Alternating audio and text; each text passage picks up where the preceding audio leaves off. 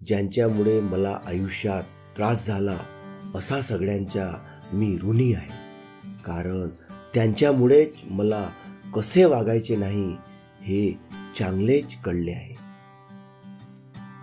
प्रेम मिळो अथवा न मिळो, पण ते अनुभवणे खूप सुंदर असते. सगळे काही पाहता पाहता आरशात पाहणे राहून गेले. सुखाची तहान भागवता भागवता समाधान दूर वाहून गेले. एक वेळ एकटे राहा, पण माझ्यावर प्रेम कर अशी भीक मागू नका. मन किती मोठे आहे हे महत्वाचे नाही, मनात आपलेपणा किती आहे हे महत्वाचे. आयुष्यात हजारो लोक मिळतील, पण आपल्या 1000 चुका क्षमा करणारे आई वडील पुन्हा मिळणार नाही.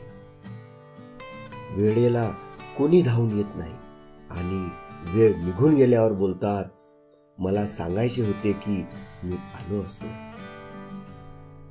आपण आयुष्यात कितीही चांगले असलो तरी आपण कोणाला किंवा कोणीतरी आपल्याला नक्की रिप्लेस करते. आपल्यावर प्रेम करणारी व्यक्ती जेव्हा आपल्या बाजूला असते तेव्हा वातावरणात एक वेगळी जादू असते. चुकीच्या लोकांच्या नात्यात अडकून उदास राहण्यापेक्षा अनोळखी लोकात राहून आनंदी राहिलेले बरे.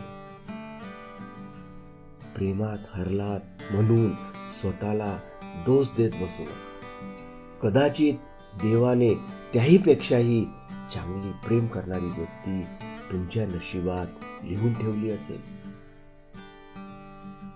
प्रेम ज्याला मिळते त्याला कळत नाही, ज्याला कळते त्याला मिळत नाही.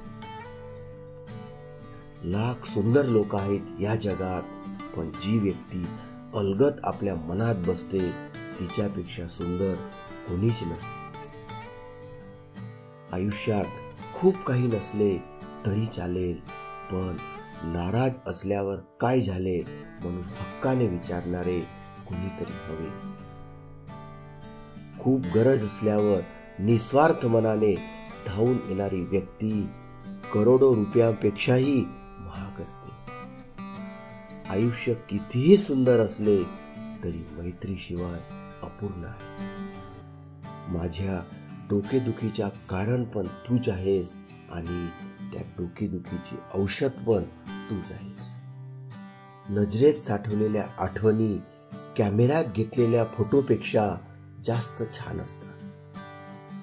आपली वाटणारी सगळीच माणसे आपली नसतात, कारण वाटणे आणि असणे यात खूप फरक असतो. आयुष्यात कुणाला नुसते आपले म्हणून चालत नाही, आपलेपणाने वागताही आले पाहिजे. आयुष्यात अशा व्यक्तींशी नाते जोडण्याचा प्रयत्न करा ज्यांना खरोखर तुमच्या भावनांची कदर आहे. प्रत्येकाला चांगले समजणे सोडून द्या, कारण बाहेरून लोक जसे दिसतात तसे मनातून नसतात. कुणाचे शरीर कुणाला शेवटपर्यंत साथ देत नसते, पण सहवासातल्या क्षणांची आठवण मात्र मनाला दिलासा देत राहते. मनाचे मनाशी जुळलेले नाते, एकमेकावर केलेले प्रेम जगण्यासाठी बळ देत राहते. प्रेमाच्या आठवणी मनात उत्साह निर्माण करत राहतात, म्हणून मनुष्य त्या मधुर स्मृतीत काही दिवस तरी समाधानकारक जगत असतो.